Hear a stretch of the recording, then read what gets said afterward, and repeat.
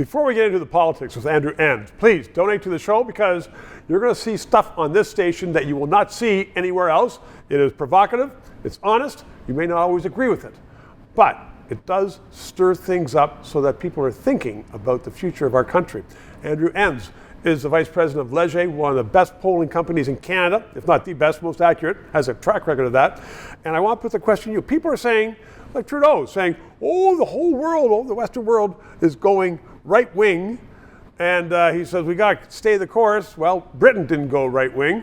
And is it a rejection of policies in certain countries?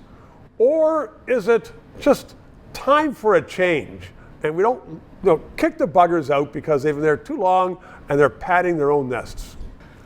Well, look, That's tough, I know. It's a big question, and there's not like one simple answer. Like there's not one brush that you can sort of go, oh, that's the reason. Look, Britain, great example. I think there was some bad government.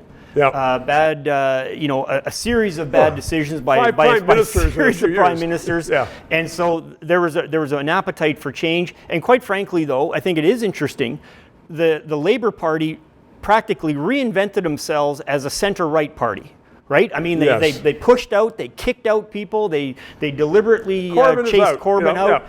So I think there is a movement that's got people recoiling a little bit from what has been, I would say, 20 years of kind of just a steady, progressive movement on the left. Climate change, led by climate change through the 2015 and up to the pandemic. Well, Andrew, the longer they're in power, the more authoritarian they seem to be.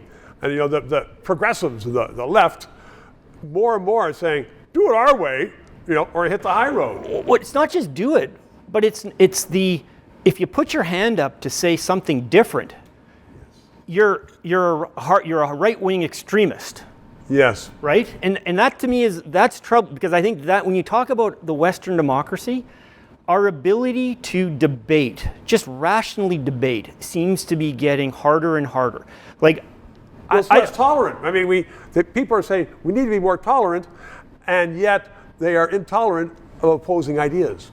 Exactly. Like, climate change is a great example. Like, look, we want to go down a certain road, but I put my hand up to say, I think we really need to keep our economy going, and we're going to have to somehow find some place in the middle. That's you don't believe in climate change. Yeah, you think it's a hoax. We're going to pass a law against you. Well, no, that may not be the case, but I do believe in households having a right to have an affordable living and not have their standard of living dropping, for the first time in a generation, I'd say. All for someone's idea of what might be happening when most scientists now are saying Canada, doesn't matter what you do. And all four, we can't have a debate on it. Absolutely, which is what we do here. Well, actually, no, you just tell me what's going on. That's perfect. Andrew Enns, thank you very much for coming in, illuminating us on that one. 3 minutes. This show provides independent analysis of the issues. We are not paid by the government. And as I am finding, so much business in Canada relies upon various governments that they don't want to sponsor or advertise on a show which may become controversial, which talks about liberty, freedoms, sometimes criticizes government. I've had guests on that support the government. But people are saying, you know what? We don't want to bite the hand that feeds us, i.e. government, which is why I hope you'll subscribe and contribute to keep this show on the air.